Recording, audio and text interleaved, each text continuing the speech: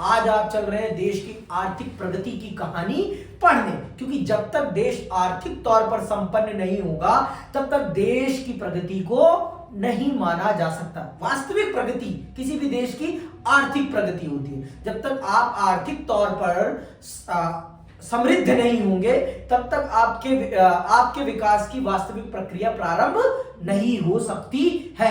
विकास की वास्तविक प्रक्रिया तभी मानी जाएगी जब आप आर्थिक तौर पर सक्षम बनेंगे। और मैंने आपको बता ही रखा है कि वास्तविक स्वतंत्रता का अर्थ ही होता है आर्थिक स्वतंत्रता। जब तक आप आर्थिक तौर पर अपने फैसले नहीं ले पा रहे हैं अर्थात आप स्वतंत्र नहीं हैं।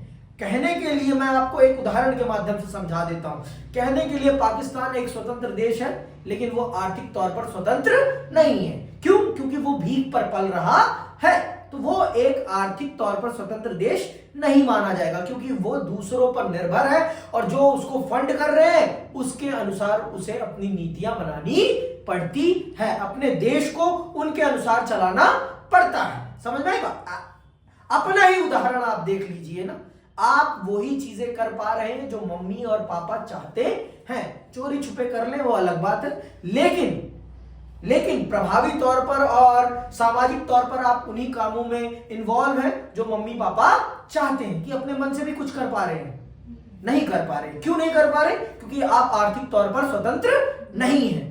आर्थिक स्वतंत्रता ही वास्तविक स्वतंत्रता है। समझ में आई बात कि नहीं? तो आइए चलते हैं और पढ़ते हैं कि भारत ने अपनी आर्थिक स्वतंत्रता कैसे सुनिश्चित करी और कैसे भारत ने अपने आप को आर्थिक तौर पर स्वतंत्र बनाया। भारत ने आर्थिक विकास की प्रक्रिया को कैसे प्रारंभ किया। तो आइए पढ़ते हैं इस अध्याय को और समझते हैं कि इस अध्याय में हम किन प्रश्नों को जानेंगे और भारत की किन समस्याओं से हम रूबरू होंगे। ठीक है, चलिए।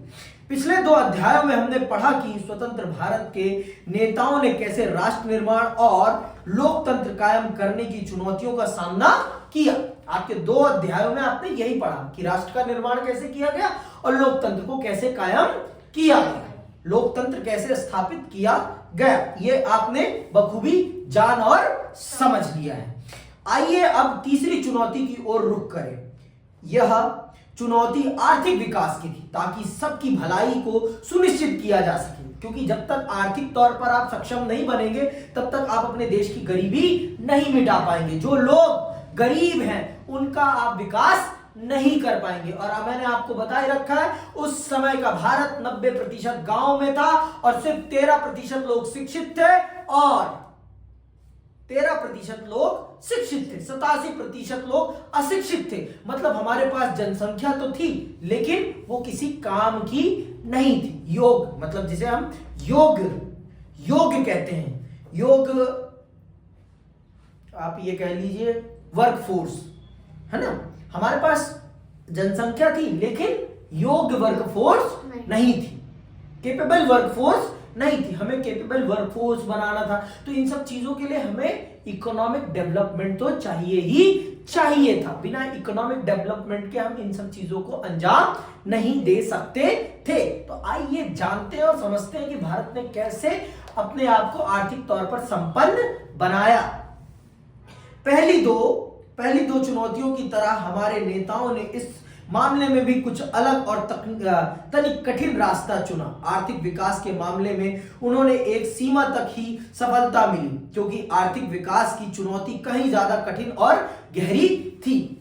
आप ये जान लीजिए कि हमने किसी भी समस्या का हमारे देश में हर समस्या एक अलग रूप में थी। हमारे देश में हर समस्या को निपटाने के लिए हमारे देश के राष्ट्र निर्माताओं को एक अलग रास्ता अपनाना पड़ा है। दुनिया में प्रचलित रास्तों को हम अपने देश में नहीं अपना सकते थे। देखो, हमारा देश बहुत सारी विविधताओं से भरा पड़ा है। जब मैं कह रहा हूं विविधताओं से भरा पड़ा है तो बहुत सारी विविधताएं हैं भारत में। आप ये समझिए कि इतनी विविधता है जितनी की दुनिया के 10 देशों में नहीं होगी, उतनी अकेले भारत में आपको देखने को मिल जाती है। और भारत में आर्थिक विविधता भी है और सामाजिक विविधता भी है, और इन सब को बैलेंस करके हमें आर्थिक विकास करना था। हमारे देश में अमीर भी थे और गरीब भी थे। तो हमें अपने देश के अमीरों का साथ चाहिए था देश के विकास के लिए, हम उनको नेग्लेक्ट नहीं कर सकते थे और हमें इन गरीबों तक मूलभूत सुविधाएं भी पहुंचानी थी। तो इसलिए हमें विकास का एक ऐसा तरीका अपनाना था जिससे कि दोनों में संतुलन साधा जा सके। और उस समय दुनिया में दो आर्थिक विचारधाराएं प्रचलित थी, एक थी आपकी पूंजीवाद और दूसरा आपका था समाजवाद। पूंजीवादी व्यवस्था वो होती है जिसमें सारा का सारा वर्क फोर्स कौन काम करता है, मार्केट डिसाइड करती है कि क्या पैदा किया जाएगा और कितना क्या बेचा जाएगा, किस कीमत पर। वहां पर व्यक्ति की जेब निर्धारित करेगी कि उसकी स्थिति कैसी होगी, वो क्या खाएगा, क्या पहनेगा, कैसे रहेगा, उसकी जेब, उसकी पेइंग कैपेसिटी, समझ में आई बात। वहां पर सब कुछ प्राइवेट प्लेयर्स के हाथ में होता है और प्राइवेट प्लेयर्स का मोटिव सोशल वेलफेयर नहीं होता, उनका मोटिव क्या होता है, प्रॉफिट मैक्सिमाइजेशन, ज्यादा से ज्यादा लाभ कमाना। किस विचारधारा का, पूंजीवाद का। और इसी के विपरीत आपका समाजवाद होता है जिसमें सारी की सारी चीजों पर नियंत्रण किसका होता है, सरकार का। सरकार निर्धारित करती है कि क्या पैदा किया जाएगा, कितना पैदा किया जाएगा और किसके लिए पैदा किया जाएगा। यहां पर मोटिव होता है क्या, सोशल वेलफेयर। क्या होता है, सोशल वेलफेयर। लेकिन फिर शब्द मैं ऐड कर रहा हूं, लेकिन यहां पर क्वालिटी नहीं होती, यहां पर कंपटीशन नहीं होता। समझ में आई बात। मैं ऐसा क्यों कह रहा हूं, क्योंकि यहां पर हर चीज पर किसका नियंत्रण है, सरकार का। तो सरकार अपने सामने खुद तो कंपटीशन क्रिएट नहीं करेगी ना। सरकार एक फैक्ट्री, एक कंपनी एक ही लगाएगी ना। मान लो अगर बटर की कंपनी लगा रही तो एक ही बटर की कंपनी रखेगी, वो 10 बटर की कंपनी तो नहीं खोलेगी ना। अगर 10 खोले तो इनके बीच में कंपटीशन भी हो, तो यहां पर कंपटीशन ना ही होता है और यहां क्वालिटी कॉम्प्रोमाइज हो जाती है। जो रियलिटी क्वालिटी कॉम्प्रोमाइज हो जाती है। अब आप सरकारी कपड़ा देख लो और प्राइवेट कपड़ा देख लो, आपको जमीन और आसमान का अंतर पता चल जाएगा। आप सरकारी रेस्टोरेंट देख लो और प्राइवेट रेस्टोरेंट देख लो, आपको जमीन और आसमान में अंतर पता चल जाएगा। क्वालिटी का डिफरेंस आपको पता चल जाएगा कि नहीं पता चलता। भारत के सरकारी न्यूज चैनल देखो और भारत के ही प्राइवेट न्यूज चैनल देख लो, आपको अंतर दिखाई पड़ जाएगा कि नहीं दिखता। हाँ, डीडी न्यूज कौन कौन देखता है, कोई देखता है? हाँ, लेकिन आज तक सब देखते हैं ना।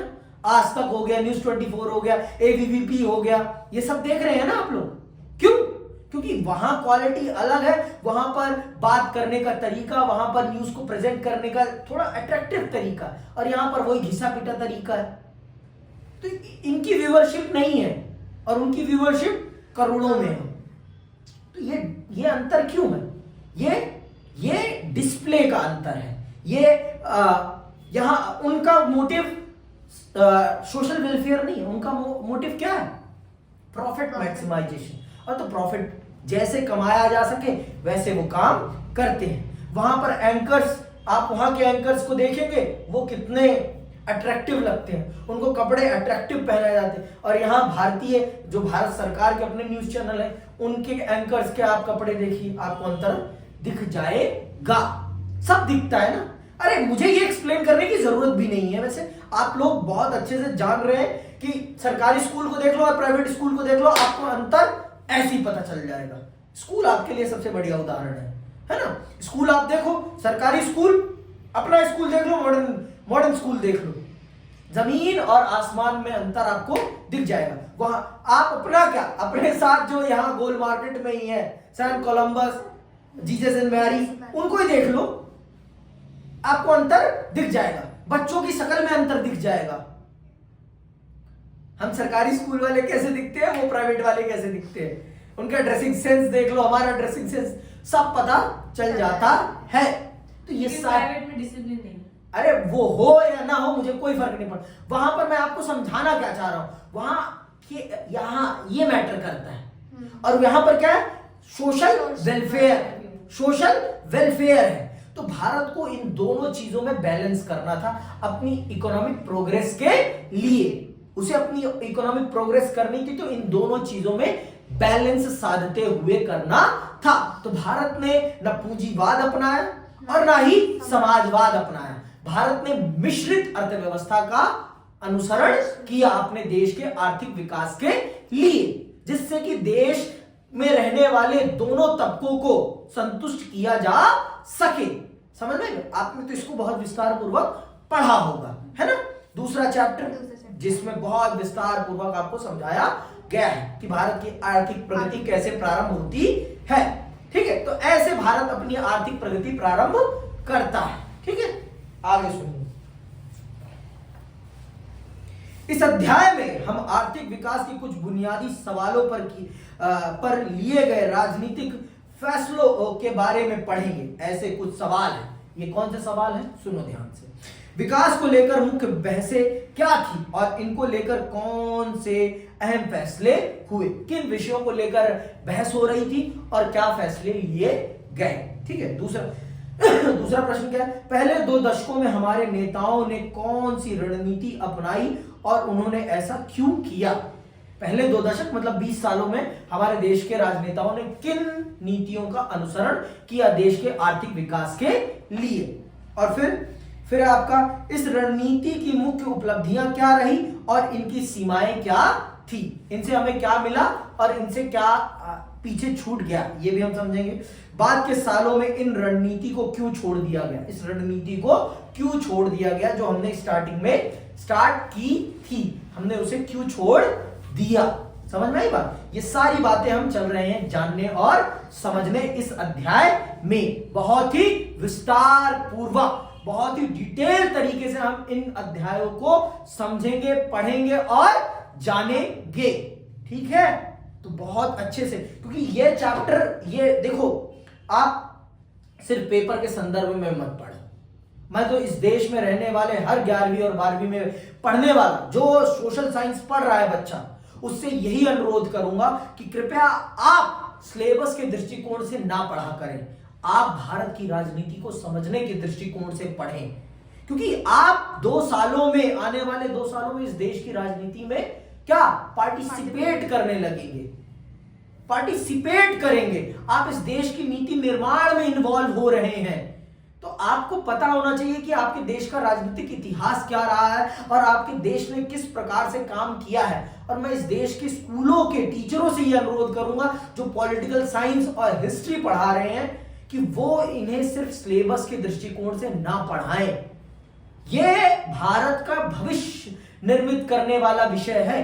अगर इसको गलत तरीके से पढ़ाया जाएगा ना, भारत के बच्चों का भविष्य बर्बाद हो जाएगा।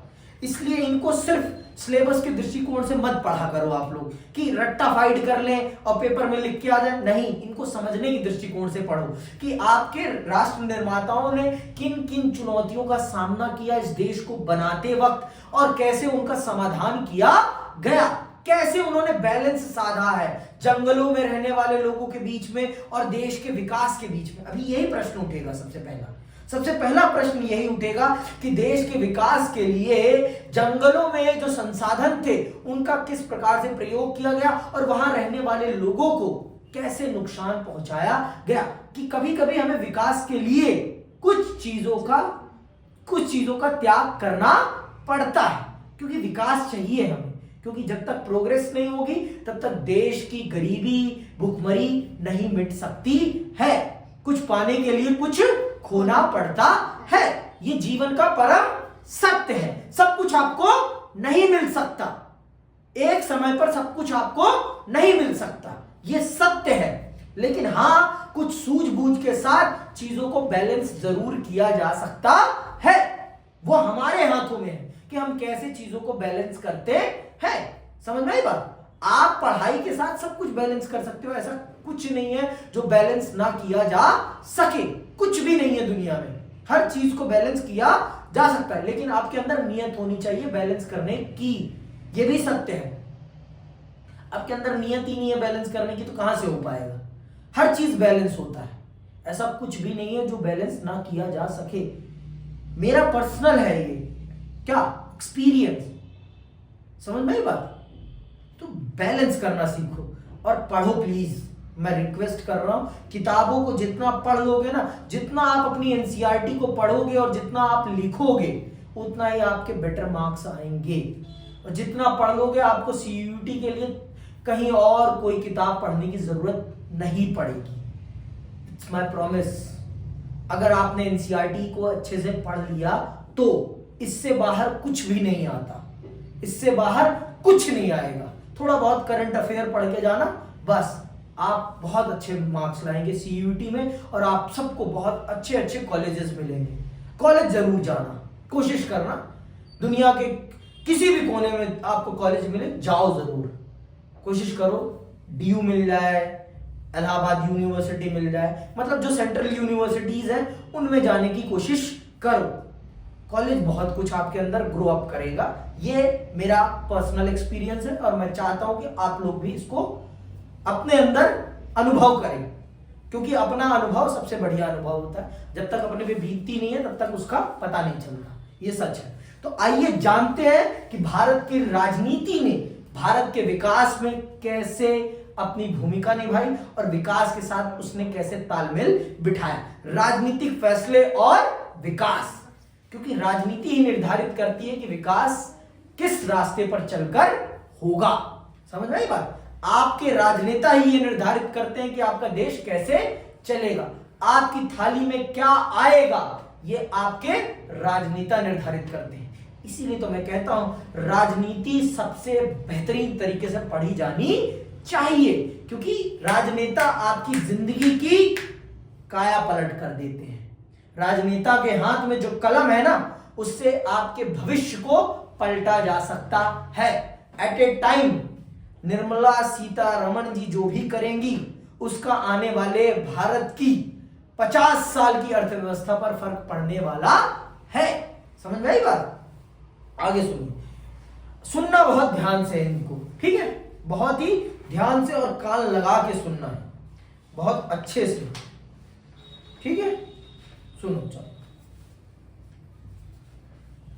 इस्पात की विश्वव्यापी मांग बढ़ी तो निवेश के लिहाज से उड़ीसा एक महत्वपूर्ण जगह के रूप में उभरा। इस्पात मतलब स्टील। दुनिया में स्टील की मांग बढ़ी तो उड़ीसा निवेश के लिए एक महत्वपूर्ण जगह के रूप में उभरा, क्योंकि उड़ीसा में खदानें हैं। उड़ीसा में क्या है? खदानें हैं, ठीक है? उड़ीसा में लौह अयस्क का विशाल भंडार था और अभी इसका दोहन बाकी था, मतलब इसका प्रयोग करना, इसका एक्सप्लॉयटेशन करना बाकी था, यूज करना बाकी था।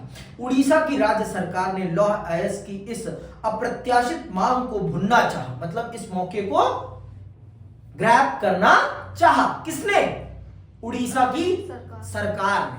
क्योंकि भाई अगर उनके राज्य में प्लांट लगेगा तो उससे वहां रहने वाले लोगों को रोजगार मिलेगा और उससे राज्य सरकार को क्या मिलेगा? राज्य सरकार को टैक्स मिलेगा, ठीक है? और जब टैक्स मिलेगा तो पैसा आएगा तो विकास होगा। अल्टीमेटली यही है ना फंडा। भाई अगर आप कमाने ही नहीं जाओगे तो आपके पास पैसा थोड़ी ना आ जाएगा।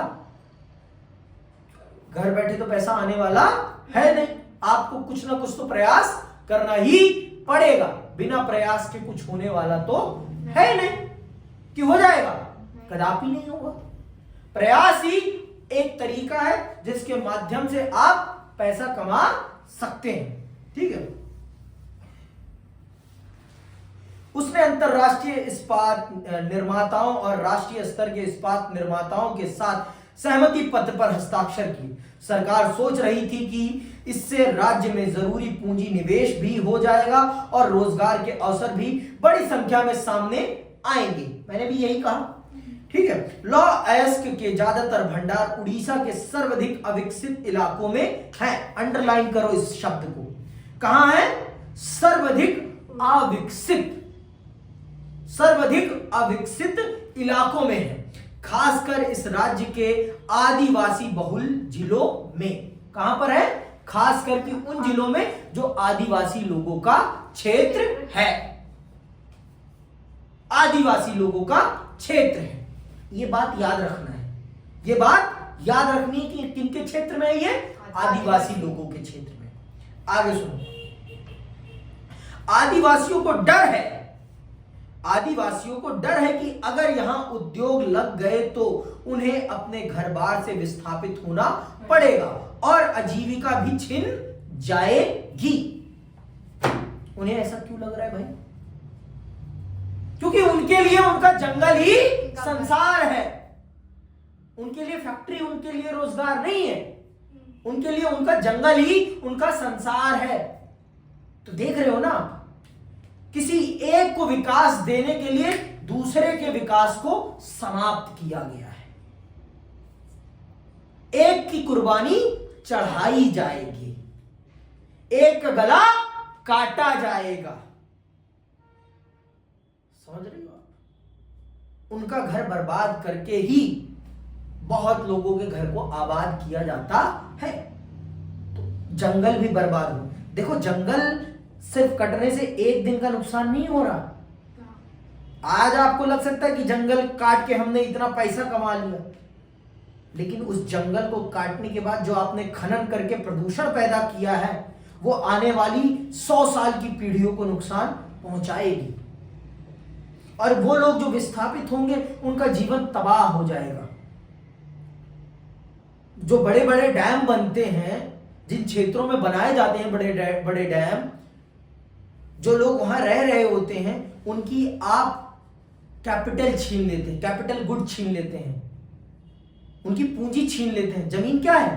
पूंजी है उनकी, कैपिटल गुड है ना उनका, उससे वो कैपिटल जनरेट करते हैं। समझ में ये बात?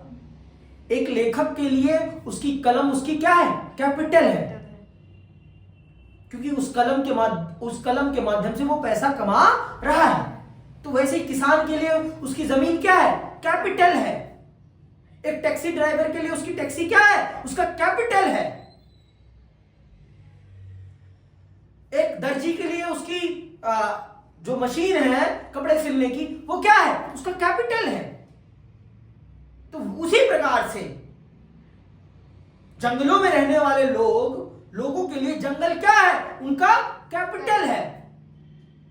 वही उनकी आजीविका है, वही उनका निवास स्थल है। और यहां पर विकास के लिए जमीन में जो इस्पात है, उस इस्पात को लॉ अयस्क को प्राप्त करने के लिए जंगल काटे जाएंगे, और जंगल काटे जाएंगे तो इन लोगों को वहां से विस्थापित होना पड़ेगा। तो आप ये देखिए कि आपके विकास के लिए, इस देश के विकास के लिए कुछ लोगों को अपने जीवन की आहुति देनी पड़ती है, और यह सत्य है। इन शहरों के विकास के लिए, इन शहरों में रहने वाले लोगों के विकास के लिए बहुत से गांवों के लोगों को अपने जीवन को बर्बाद करना पड़ता है। जिस बिजली को हम देख रहे हैं यहां पर जलते हुए, इस बिजली को जलाने के लिए बहुत लोगों के घर जलाए गए होंगे और उन्हें विस्थापित किया गया होगा। जहां भी इसके लिए थर्मल पावर प्लांट लगाया गया होगा या हाइड्रो पावर प्लांट लगाया गया होगा। समझ में आई बात? भारत में अभी भी बड़ी संख्या में जो बिजली उत्पादित होती है वो थर्मल पावर प्लांट से। थर्मल पावर प्लांट समझते हो? नहीं समझते? हाँ, आग को जलाकर पानी को गर्म करके फिर स्टीम के माध्यम से टरबाइन को नचाकर जो बिजली जनरेट करी जाती है, उसे कहा जाता है thermal power plant. Hydro power plant कौन से होते हैं? हाइड्रो पावर प्लांट वो होते हैं जो डैम्स पर बनाए जाते हैं। पानी की गति से जो बिजली टरबाइन नचा के बिजली जनरेट करी जाती है, वो होते हैं हाइड्रो पावर प्लांट। और जहां भी डैम बनता है वहां देखो आप कितने बड़े स्तर पर लोगों को विस्थापित किया जाता है, कितने बड़े स्तर पर जंगल काटे जाते हैं। आप इन सब बातों को समझिए कि विकास, एक पक्ष के विकास के लिए दूसरे पक्ष की आहुति चढ़ाई जाती है। तो देश के, राज्य के विकास के लिए उड़ीसा के उन आदिवासियों को अपने आजीविका निवास स्थल से विस्थापित किया जाता है। सुनिए आगे की कहानी। आदिवासियों को डर है कि अगर यहां उद्योग लग गए तो उन्हें अपने घर बार से विस्थापित होना पड़ेगा और आजीविका भी छिन जाएगी। पर्यावरणवादियों को इस बात का भय है कि खनन और उद्योग से पर्यावरण प्रदूषित होगा। केंद्र सरकार को लगता है कि अगर उद्योग लगाने की अनुमति नहीं दी गई तो इससे एक बुरी मिसाल कायम होगी और देश में पूंजी निवेश को बाधा पहुंचेगी। सबको सब प्रकार की समस्या है। सरकार को एट द एंड निर्धारित किसको करना है? सरकार को। सरकार ही ये निर्धारित करेगी कि इस जमीन पर क्या होगा। पर्यावरण अभी भाड़ में जाए, आदिवासी भाड़ में जाए। सबसे पहली प्राथमिकता है देश में पैसा जनरेट करना, क्योंकि जब तक पैसा नहीं आएगा तब तक देश से गरीबी नहीं जाएगी। और इस प्रकार के पूंजी के निवेश को अगर सरकार ने रोका तो इससे आने वाले भविष्य पर खतरा पड़ सकता है। फिर कोई भी देश आपके देश में निवेश करने के लिए, कोई भी किसी भी देश की बड़ी कंपनी आपके देश में निवेश करने के लिए तैयार नहीं होगी, क्योंकि आप भाई सेक्रीफाइस ही नहीं करना चाहते कुछ भी। तो इससे वर्ल्ड पॉलिटिक्स पर, आपकी वर्ल्ड इकोनॉमी में आपकी छवि खराब होगी। सरकारों को कभी कभी बहुत कड़े फैसले लेने पड़ते हैं आपके विकास के लिए, हमारे विकास के लिए, हम सबके विकास के लिए। और बहुत लोगों को उस विकास के कारण अपनी आजीविका, अपने आवास, अपने जंगल, अपने घर बार को त्यागना पड़ता है, और उनको कभी उस विकास से कोई फायदा भी नहीं होता। समझ में आई बात? आगे सुनो। इस उदाहरण में कई तरह के हित सक्रिय हैं। इसमें बहुत से मुद्दों को उठाया गया है। इस उदाहरण के माध्यम से आपको छोटी सी कहानी के माध्यम से बहुत सारी समस्याओं से अवगत कराने का प्रयास किया गया है। क्या आप इन हितों को पहचान सकते हैं?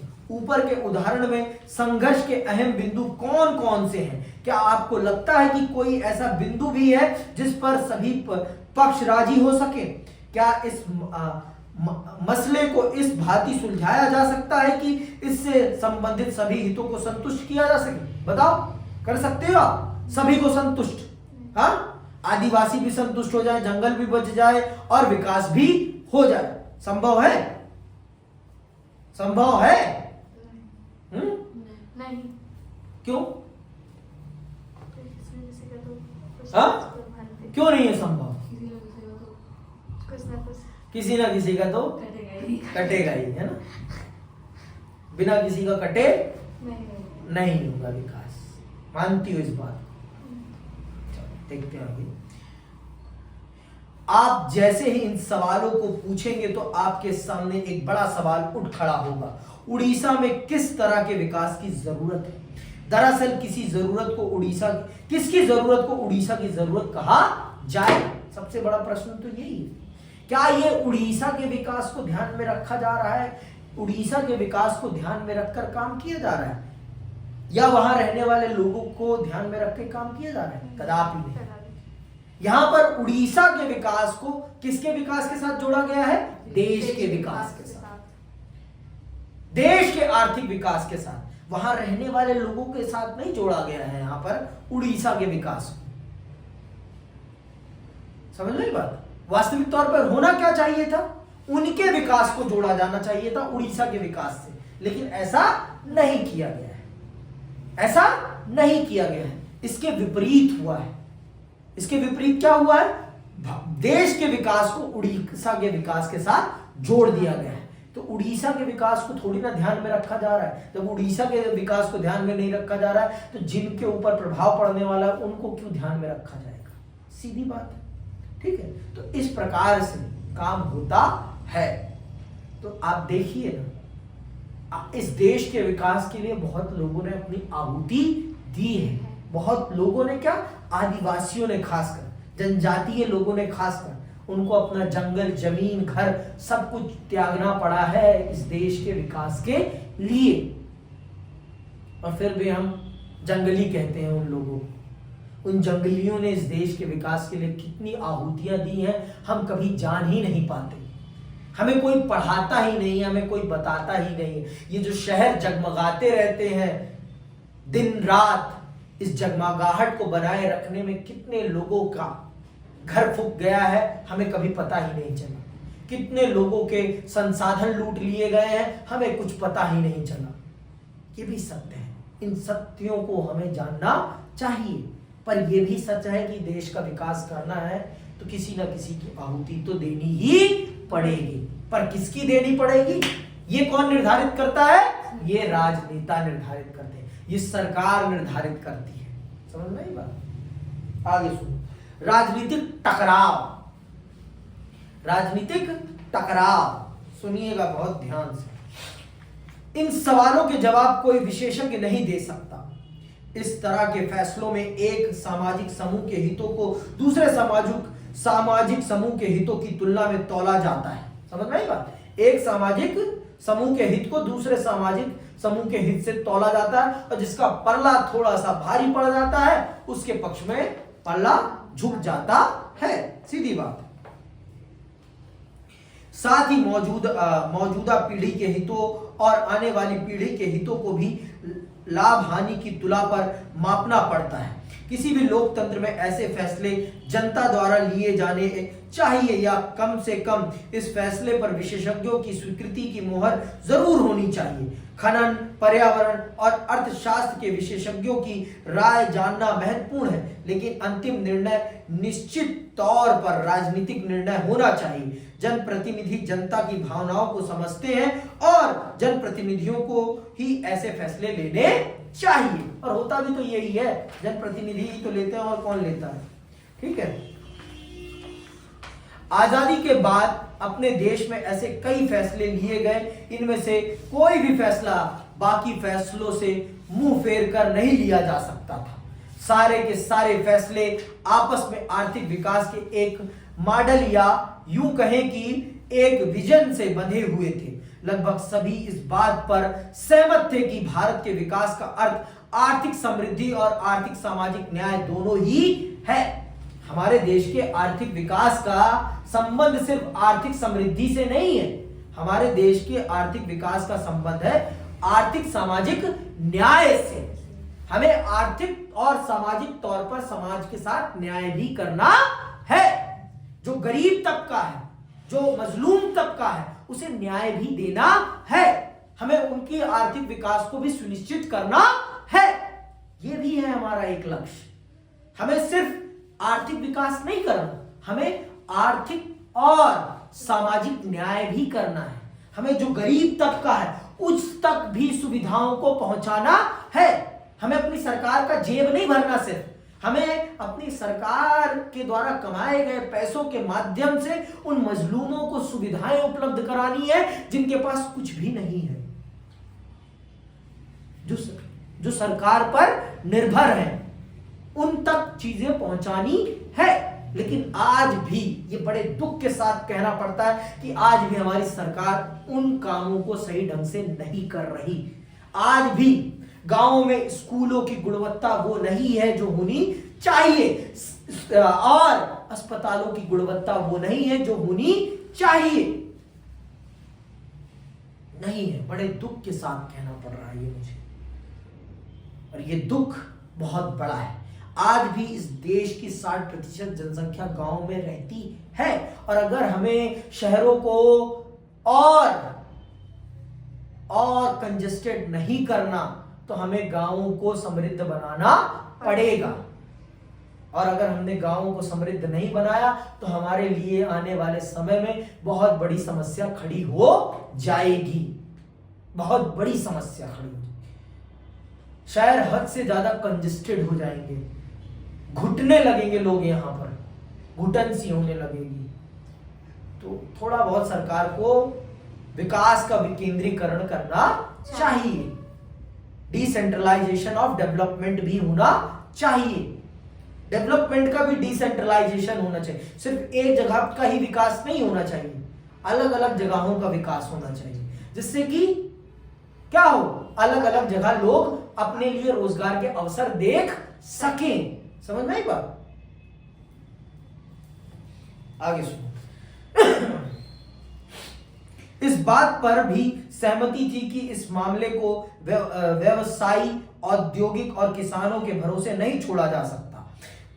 सरकार को इस मामले में प्रमुख भूमिका निभानी थी। भारत में आप पूंजी इसको व्यवसायियों के हाथ में, किसानों के हाथ में नहीं छोड़ सकते थे, क्योंकि आपको एक ऐसे तबके का भी ध्यान रखना है जो बहुत ज्यादा मजलूम है।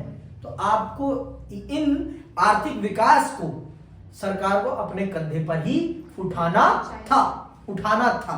ठीक है। बहरहाल आर्थिक समृद्धि हो और सामाजिक न्याय भी मिले, इसे सुनिश्चित करने के लिए सरकार कौन सी भूमिका निभाए, इस सवाल पर मतभेद थे।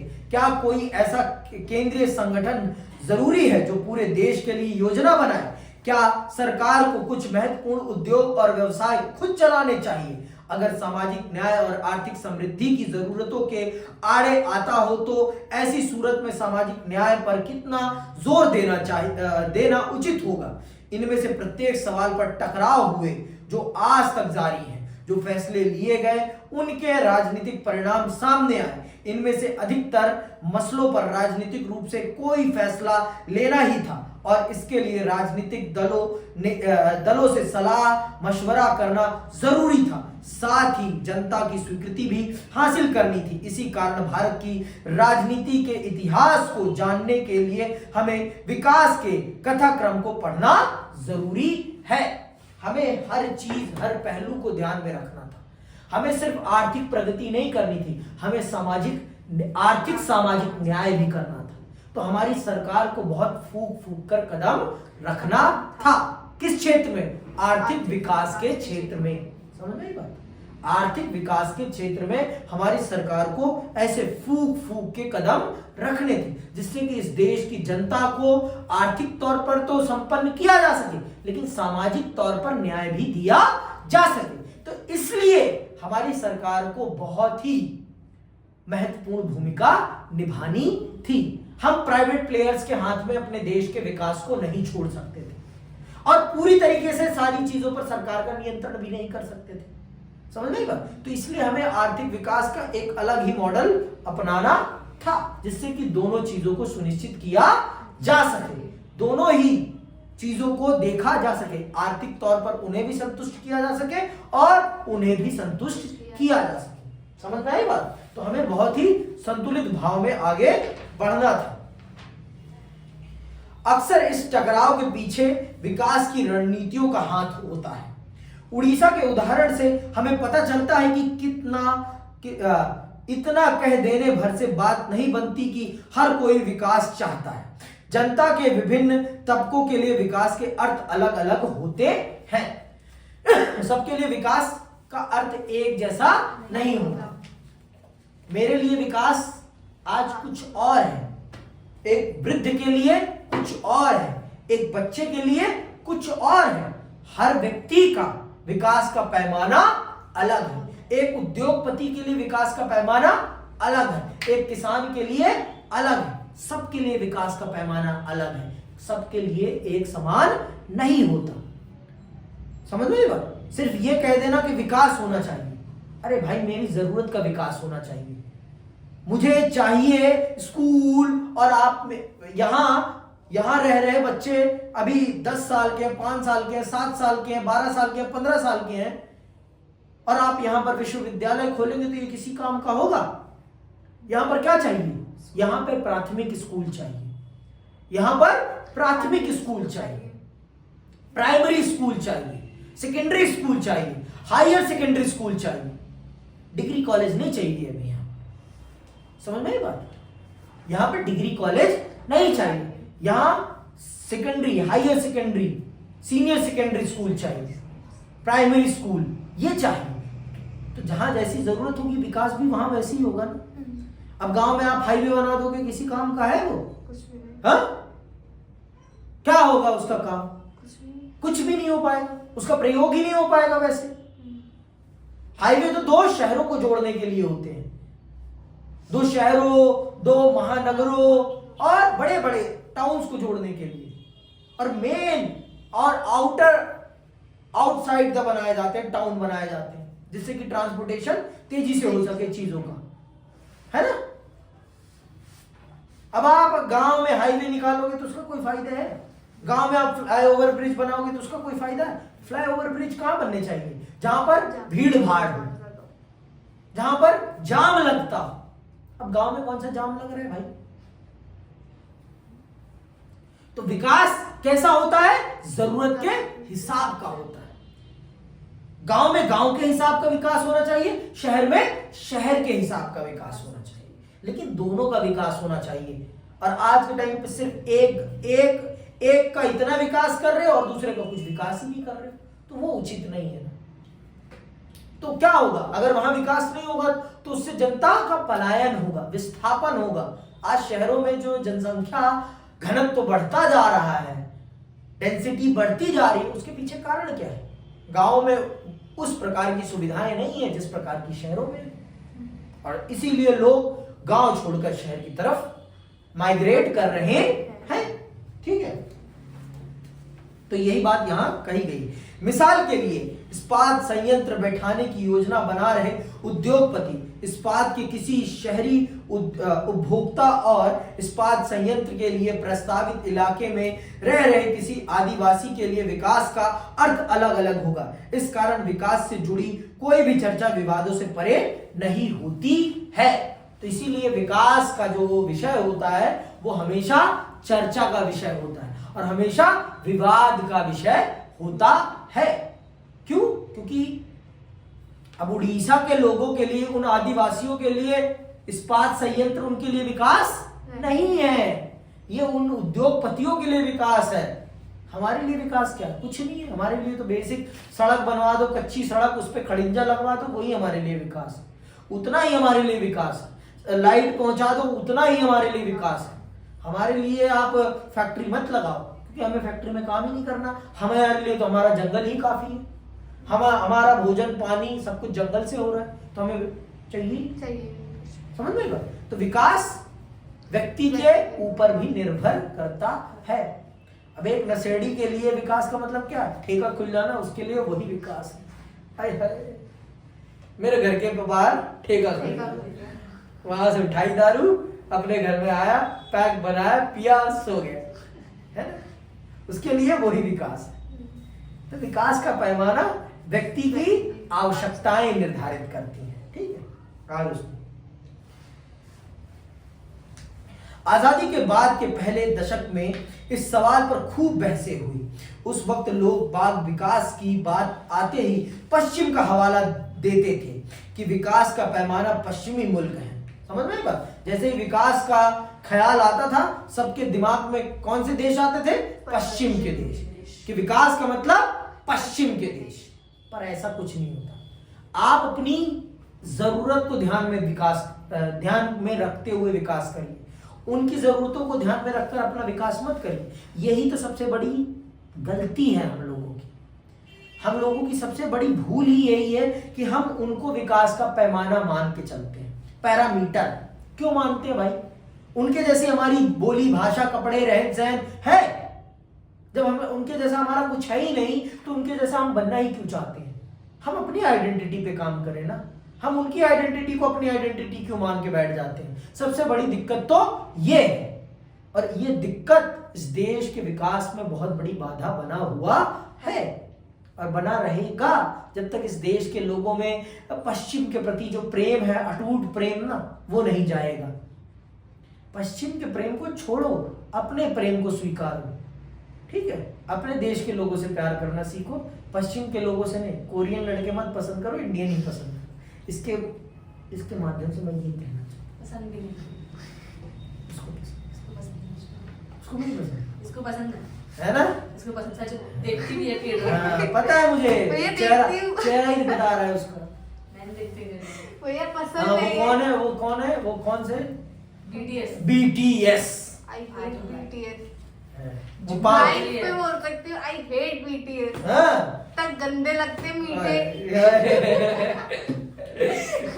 ऑन कैमरा बोल दिया इसने तो।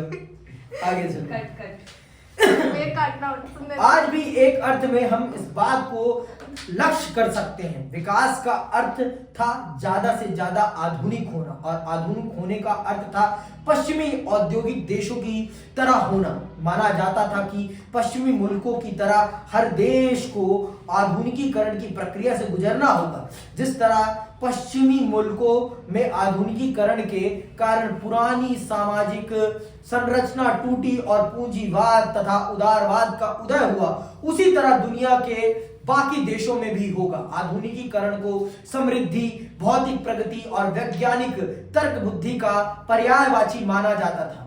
विकास की ऐसी धारणा को मानने के कारण तब हर कोई विभिन्न देशों को विकसित, विकासशील अथवा अविकसित बताकर उसके बारे में अपनी बातें कहता था। ये लोगों की धारणा थी पहले जमाने में, मतलब आज से 50-60 साल पहले, कि विकास का मतलब पश्चिम के देश, आधुनिकीकरण, औद्योगिकीकरण कदापि नहीं। आपकी आवश्यकता, आपकी जरूरत आपका विकास है, आपकी आवश्यकता आपका विकास है। पश्चिम आपका विकास नहीं हो सकता। समझ में आई बात? भारत के लोग इतने मूर्ख हो गए हैं इस मामले में, तो खासकर विकास का मतलब पश्चिम नहीं है भाई। विकास का मतलब है हमारी खुद की जरूरत, हमारे लिए क्या जरूरी है, हमारी जरूरत हमारा विकास है। पश्चिम हमारे लिए विकास नहीं है। हम क्या सोचते हैं, हमें किन चीजों की नीड है, वो होता है विकास, वो है विकास हमारे लिए, वो है विकास हमारे लिए। पश्चिम विकास नहीं हो सकता। आज लोग फिर से तो गांव की तरफ क्यों भाग रहे हैं? क्योंकि इस विकास ने कर दिया है लोगों का फेफड़े जाम, मौत दस्तक दे रही है, हृदय फट रहे हैं। हो गए प्रभु को प्यार, मेरा यीशु यीशु मेरा हो गया मेरा यीशु। हो रहा है कि नहीं हो रहा? तो इस औद्योगिकरण ने आपको दिया क्या है? बीमारियां दी।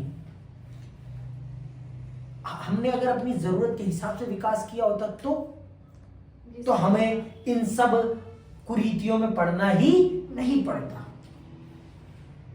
हमने अपनी, आप खुद देखो ना, जब हम अपनी अनुसार अपना विकास कर रहे थे तो हम कितने समृद्ध थे। आदिकाल जाओ तो देखिए ना आप, हमारा गांव ही, हमारे गांव में ही फैक्ट्रियां थी, हथकरघे थे, सब कुछ तो था हमारे गांव में। हमारे क्या नहीं था हमारे? ज्यादा ही मैंने कर दिया। आजादी के वक्त हिंदुस्तान के सामने विकास के दो मॉडल थे। पहला उदारवादी पूंजीवाद मॉडल था। यूरोप के अधिकतर हिस्सों और संयुक्त राज्य अमेरिका में यही मॉडल अपनाया गया था। दूसरा समाजवादी मॉडल था, इसे सोवियत संघ ने अपनाया था। आप इन दोनों विचारधाराओं के बारे में पढ़ चुके हैं और आप यह भी जानते हैं कि दो महाशक्तियों के बीच शीत युद्ध का दौर चला था। उस वक्त हिंदुस्तान में बहुत से लोग विकास के सोवियत मॉडल से गहरे तौर पर प्रभावित थे। ऐसे लोगों में भारतीय कम्युनिस्ट पार्टी के ही नहीं बल्कि सोशलिस्ट पार्टी और खुद कांग्रेस के नेहरू तक शामिल थे। अमेरिकी तर्ज के पूंजीवादी विकास के पैरोकार बहुत कम थे। समझ में आई बात? भारत में उस समय दुनिया में दो विकास के मॉडल थे, उदारवादी पूंजीवाद और आपका समाजवाद। ठीक है, ये दो थे।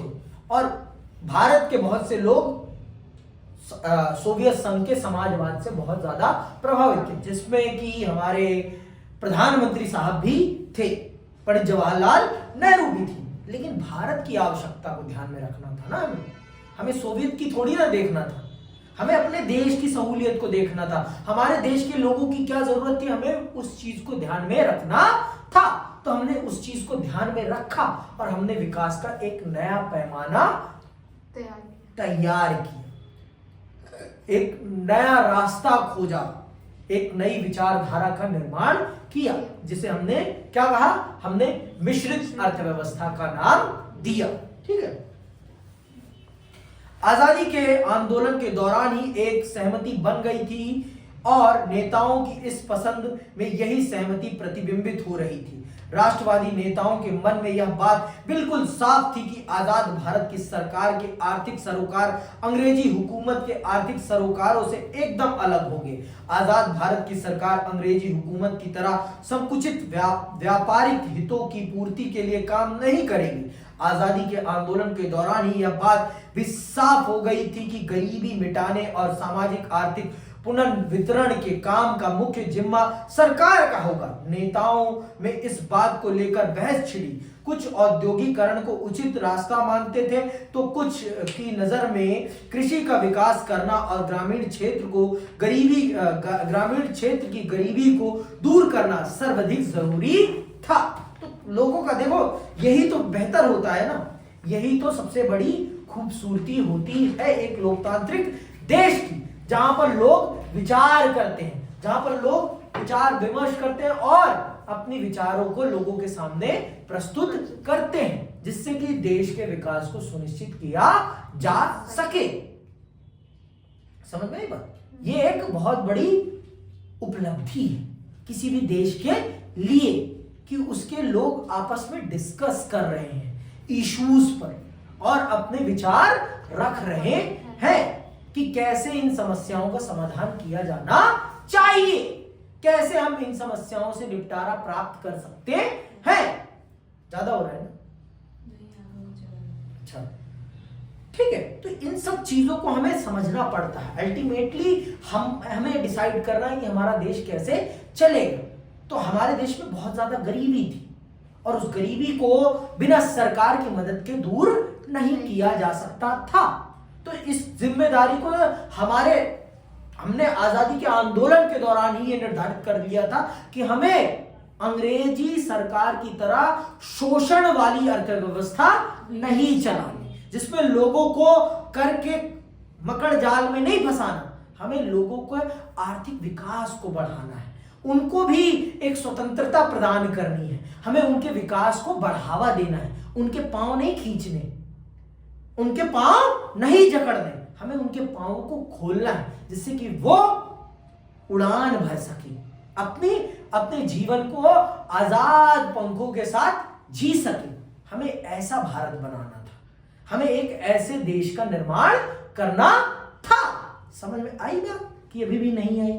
इतनी भेजे में बात गई। तो हमारे देश में दोनों हर विचार के लोग थे। तो हमारे देश में पूंजीवादी दृष्टिकोण रखने वाले लोग भी थे और समाजवादी दृष्टिकोण रखने वाले लोग थे और भी अन्य दृष्टिकोणों को रखने वाले लोग थे। तो सब इस विषय पर चर्चा करते हैं और फिर भारत के लिए एक नई विकास की योजना का निर्धारण करते हैं। तो भारत नियोजित विकास की रणनीति अपनाता है। नियोजित विकास कि हम जो भी काम करेंगे उसको हम उससे पहले प्लान करेंगे कि भारत किस प्रकार से आर्थिक प्रगति की तरफ जाएगा। और ये प्लानिंग का मॉडल कहां से लिया गया है? ये सोवियत संघ से लिया गया है, क्योंकि सोवियत संघ में प्लानिंग कमीशन या प्लानिंग मॉडल पर इकोनॉमिक डेवलपमेंट को बढ़ावा दिया जाता था। अब चल रहे हैं हम नियोजन को समझने। क्या है नियोजन और किसी भी देश के विकास में नियोजन कैसे एक बहुत प्रभावी भूमिका निभा सकता है। देखो कोई भी काम अगर आप नियोजित ढंग से करेंगे, प्लान तरीके से करेंगे, तो वो उसका बेटर होना थोड़ा एक्सपेक्टेड होता है कि हाँ ये काम अच्छा ही होगा। एक्सपेक्टेशंस ज्यादा बढ़ जाती हैं हमारी अगर हम प्लान तरीके से करते हैं। अनप्लान काम में थोड़ा सा लचक रहती है ना। लेकिन भाई प्लान भी कभी कभी बर्बाद हो जाता है, क्योंकि प्लान परिस्थितियों के आगे तो विफल हो ही जाएगा ना।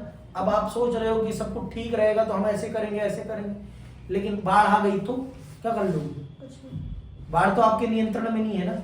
आपके नियंत्रण में जो मानव निर्मित चीजें हैं वो आपके नियंत्रण में, हर चीज आपके नियंत्रण में नहीं होती। तो सुनो नियोजन क्या है। मतभेदों के बावजूद एक बिंदु पर सभी सहमत थे कि विकास का काम निजी हाथों में नहीं सौंपा जा सकता और सरकार के लिए जरूरी है कि वह विकास का एक खाका अथवा योजना तैयार करे। दरअसल अर्थव्यवस्था के पुनर्निर्माण के लिए नियोजन के विचार को 1940 और 1950 के दशक में पूरे विश्व में जनसमर्थन मिला था। यूरोप महामंदी का शिकार होकर कुछ सबक सीख चुका था। जापान और जर्मनी ने युद्ध की विभीषिका झेलने के बाद अपनी अर्थव्यवस्था फिर खड़ी कर ली थी और सोवियत संघ ने 1930 तथा 1940 के दशक में भारी कठिनाइयों के बीच शानदार आर्थिक प्रगति की थी। इन सारी बातों के कारण नियोजन के पक्ष में दुनिया भर में हवा बह रही थी। भारत ने भी बहती बयार में बहने का निर्णय कर लिया कि हम भी बहती बयार में बहेंगे। हमारा भी यही मानना है कि देश का विकास नियोजित रास्ते पर ही चलना चाहिए। कोई भी काम बिना प्लानिंग के नहीं होना चाहिए। पहले उसकी प्लानिंग होनी चाहिए, फिर उसका इंप्लीमेंटेशन होना चाहिए। समझ में आई बात? इस तरह देखें तो योजना आयोग कोई आकस्मिक आविष्कार नहीं था। दरअसल यह कहानी अपने आप में बड़ी दिलचस्प है। हम आमतौर पर सोचते हैं कि निजी निवेशक मसलन उद्योगपति और बड़े व्यापारिक उद्यमी नियोजन के पक्ष में नहीं होते। वे एक खुली अर्थव्यवस्था चाहते हैं जहां पूंजी के बहाव पर सरकार का कोई अंकुश ना हो। लेकिन भारत में ऐसा नहीं हुआ। 1944 में उद्योगपतियों का एक तबका एकजुट हुआ। अंडरलाइन कर लेना, ये 1 नंबर का प्रश्न बनता है। 1944 में उद्योगपतियों का एक तबका एकजुट हुआ। इस समूह ने देश में नियोजित अर्थव्यवस्था चलाने का एक संयुक्त प्रस्ताव तैयार किया। इसे बॉम्बे प्लान कहा जाता है। बॉम्बे प्लान, यही पूछेंगे आपसे कि बॉम्बे प्लान क्या है, तो आपको बताना है। हाँ, आया भी था, आएगा भी। बॉम्बे प्लान कहा जाता है। बॉम्बे प्लान की मंशा थी कि सरकार औद्योगिक तथा अन्य आर्थिक निवेश के क्षेत्र में बड़े कदम उठाए। इस तरह चाहे दक्षिणपंथी हो अथवा वामपंथी, उस वक्त सभी चाहते थे कि देश नियोजित अर्थव्यवस्था की राह पर चले। भारत के आजाद होते ही योजना आयोग अस्तित्व में आया। प्रधानमंत्री इसके अध्यक्ष बने। भारत अपने विकास के लिए कौन सा रास्ता और रणनीति अपनाएगा, यह फैसला करने में इस संस्था ने केंद्रीय और सबसे प्रभावशाली भूमिका निभाई। क्यों थे बॉम्बे प्लान में सभी उद्योगपति इस पक्ष में? क्योंकि अगर उस समय पूंजीवाद स्थापित किया जाता भारत में तो उनको कभी प्रॉफिट नहीं हो सकता, क्योंकि जनता कैपेबल ही नहीं थी। पहले तो जनता को कैपेबल बनाया जाए ना, कि वो कुछ खरीद सके। अब भुखमरी की चपेट में जनता है तो वहां पर व्यापार चल पाएगा? सस्टेन ही नहीं कर पाएगा। तो इसलिए भारत के उद्योगपतियों ने भी ये माना कि भारत के विकास की यात्रा नियोजित विकास के आधार पर होनी चाहिए और भारत को नियोजित अर्थव्यवस्था का अनुसरण करना चाहिए अपने विकास के लिए। तो इसी को ध्यान में रखते हुए योजना आयोग का निर्माण हुआ, जो कि देश की अर्थव्यवस्था के विकास में एक बड़ी भूमिका निभाता है। और इसके अध्यक्ष कौन होते हैं? इसके अध्यक्ष प्रधानमंत्री होते हैं, जिसे आज नीति आयोग के नाम से जाना जाता है। जो पहले योजना आयोग था, आज वो नीति आयोग बन गया है। ठीक है।